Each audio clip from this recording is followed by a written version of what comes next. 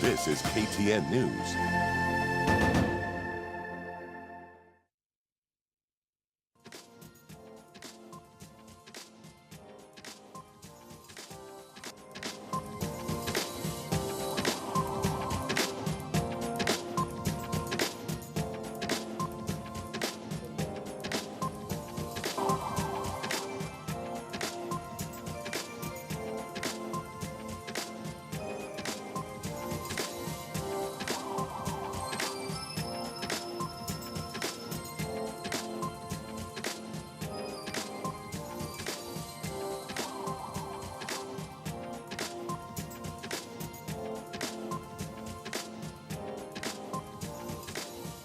Welcome back to Morning Express. It is now time for Tech Central, and we have an exhibit here in studio. Now, Kenya as a road health is in crossroads.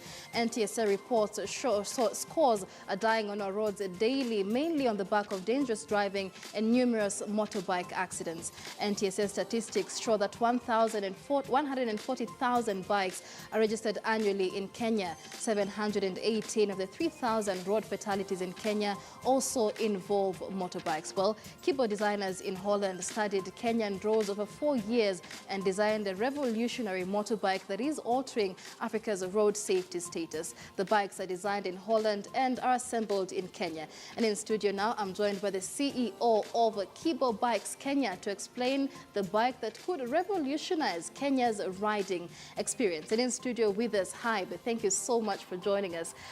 Your second name is too hard for me to pronounce. Van de Grijspaarden. Right. Many thanks for joining us. Stick to Hype. I think Hype is a good fine. place, it's a safe place to stay. Sure. Right, so this is a revolutionary technology, and we've had an influx of motorbikes in Kenya. Many of them are being blamed for the number of accidents in the country. Let's maybe begin with what Kibo Africa Limited is doing right now.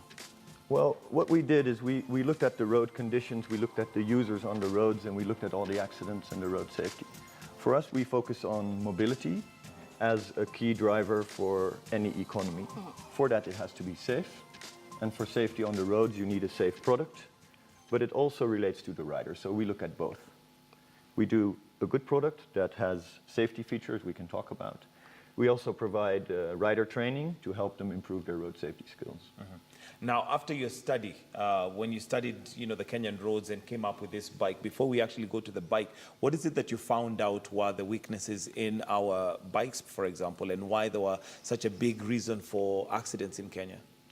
I think when you focus on the bikes, most of the bikes that we see here in Kenya and in East Africa, actually, all of Africa, they're very cheap products. They come from China, they come from India. They cost below 100,000 Kenyan shillings, and the quality is very poor. So they break down very easily.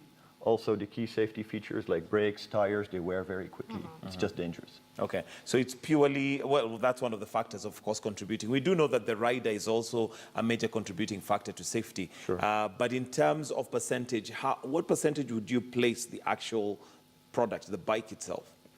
I think this is a very, very difficult question to answer with any level of certainty. What I can say about the level of the bikes and the way they're maintained in Kenya, it's very low, so it's a very high contribution. Right, for sure. So let's focus then on the technology that was applied on this bike. It's very big, it looks very heavy, and definitely very different from the boda bodas that we see on the roads. So what is different about this? Sure, it is very different. It is bigger, but maybe if I can, I stand on the other side of the bike for a second. It's also not that big. If I stand here, if you look at the height, it's not really that high. It is different. It's also not meant to really replace boda boda, but it's different in the sense that we looked at safety first, which means that if you look at the frame, it's what we call an exoskeletal frame. It means that everything is on the inside. So everything that's vulnerable to the bike is protected by the frame. We have the bars here that protect the rider. Even the bars here and here means that if you fall over, as a rider, your legs will be inside the bars, you'll be protected. Okay. The dual headlight, it's a key feature. One is always, that's right here. So one is always on.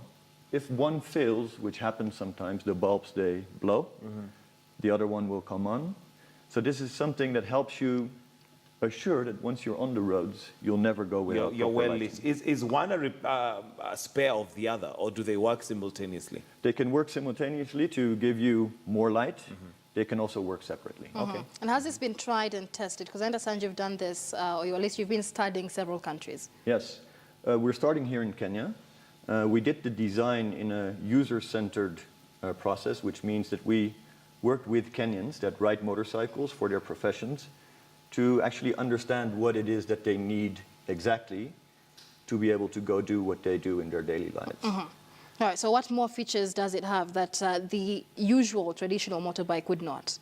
If you are a person who carries passengers, for instance, these handlebars here provide a lot of grip and stability for a passenger, which also translates into safety. The front and rear brake, both their discs, which also contributes to the safety a lot. Tires with proper grip, but also made of a compound that is suited to both the on-road and the off-road, and they don't wear too quickly, which is very key. Yeah, I noticed the tires are bigger in size, and also the tread is much higher compared to your usual bike. Sure.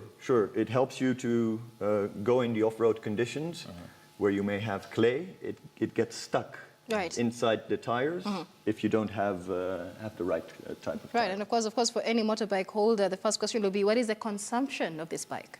The consumption is about a liter to 40 to 45 kilometers, which is low. That's quite fairly low. I also see it's got a, well, interesting gizmo here, a digital thing. Sure.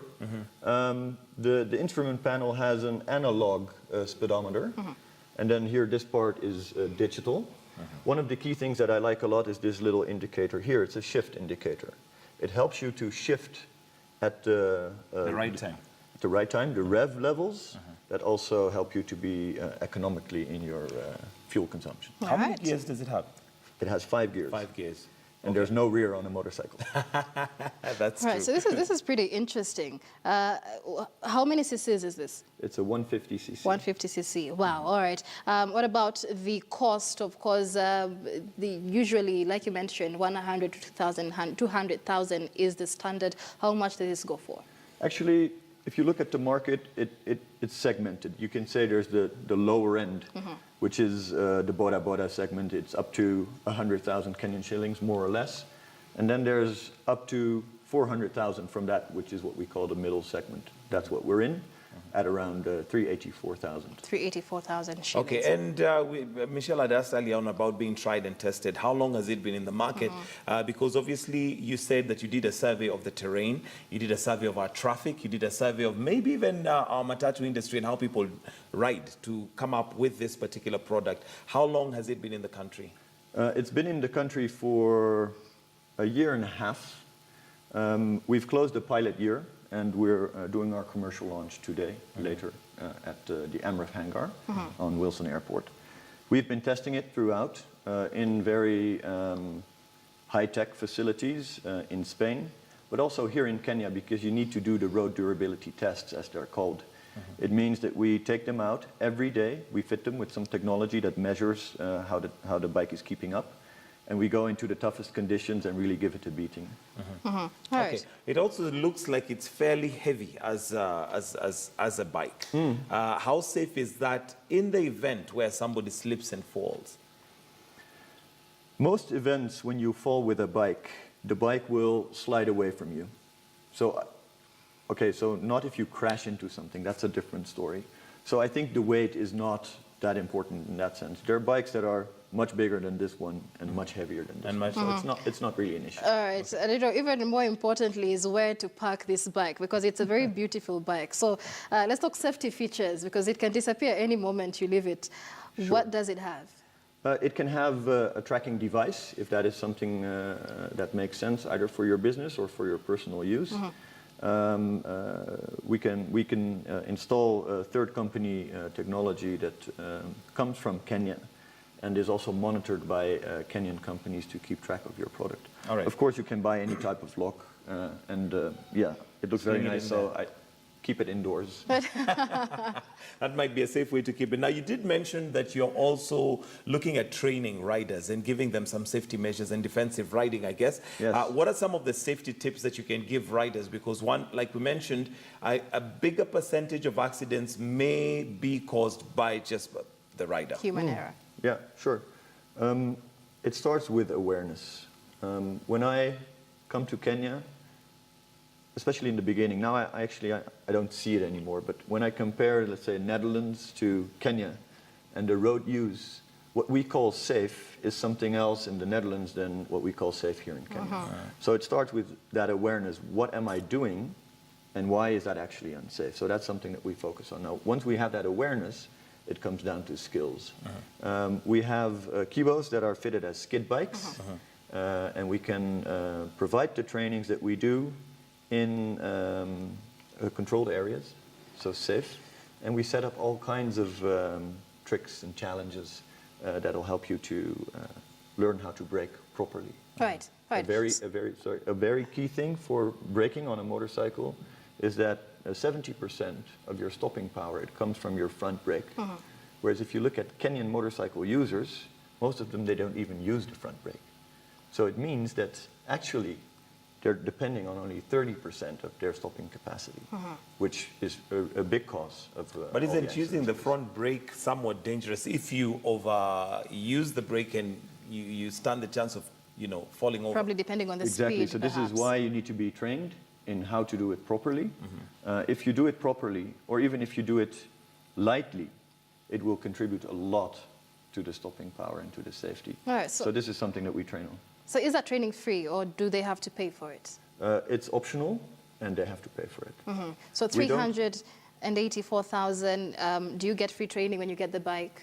It depends. I mean, we can always talk about anything, right? We're entrepreneurs. Yeah, it can always be discussed. Sure. So do you have a range of bikes? Because you'll find that 380,000 might be a bit pricey for somebody, or somebody might even want to spend a bit more for a more luxurious bike. So is there a price range? At this point, this is our first product, so no, there's no price range. But let me say one thing I think is nice to mention, something about the vision behind Kibo. When we talk about Kibo, we say that we help our customers to go do what they need to do. So whether that's your business, or whether that's having fun, or whether that's your daily commute, that's what we do. So in that sense, we want to provide that type of mobility to as many people as possible, and in the future, a lower cost model will be part of the product line. All right. We're adding a 250cc one, which is priced above this within a year from now.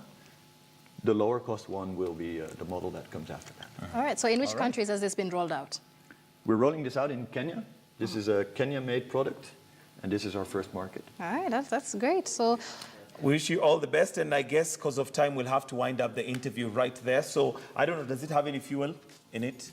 That's a good question. What, you want to ride out of studio? Well, I want to ride out of studio, and Michelle, you'll be my first subject to sit on. This looks like a longer seat. I don't know whether it is the legal requirement to have more than 2 people on a bike. Yeah, in fact, the Kenyan riders will probably have 5 people up on Probably this. have 5 It's on really this. big. So where does one purchase this? So if I can have the helmet. For whatever you want to go do. I mean, Just bring it in. It's a utility product that can help you. Right, so with the whatever. launch is this afternoon. If Just one bring it wants in. to purchase or buy one of the bikes, where do they get it? They go on to kibo.bike, which is our website, and they can find us through there. All right. So get it on the website. So Thank you so much having for said joining us, that, Hybe. Oh, I can't let's even have open Mike. this. This looks like a very safe helmet. Safety which I cannot features, even very open. important. How do you open that? We can't. Oh, We there can. you go. There you go. And that looks very safe. Put it on Mike, on my hair. All right, so this is how we're going to wind up the show, Michelle. No, Do thank you want to you. come on and... We Go can look for it. like Bonnie and Clyde on the side. Thank you so much for watching us on Morning Express. And this brings us to a close on the show. We've been speaking to the CEO of Kibo Africa Limited, a company that has unveiled a motorbike seemingly that would reduce the amount of accidents in the country. So do stay tuned for more on our social media pages at KTN News. But for now, we've come to a close on the show. My name is Michelle Ngele. My name is Michael Gitonga, and apparently EACC detectives have raided the home of a top National Lands Commission chairman, Muhammad Sozuri. The detective also raided the homes of other NCL officials over the graft claims relating to the standard gauge railway payments to landowners. Last month, Sozuri was put to task by the National Assembly Lands Committee over the SGR payments. We shall bring you more details in our subsequent bulletins. For now, we wish you all a fantastic day. I will ride out of the studio. Will you be my guest? I will be your guest, Mike. Get on.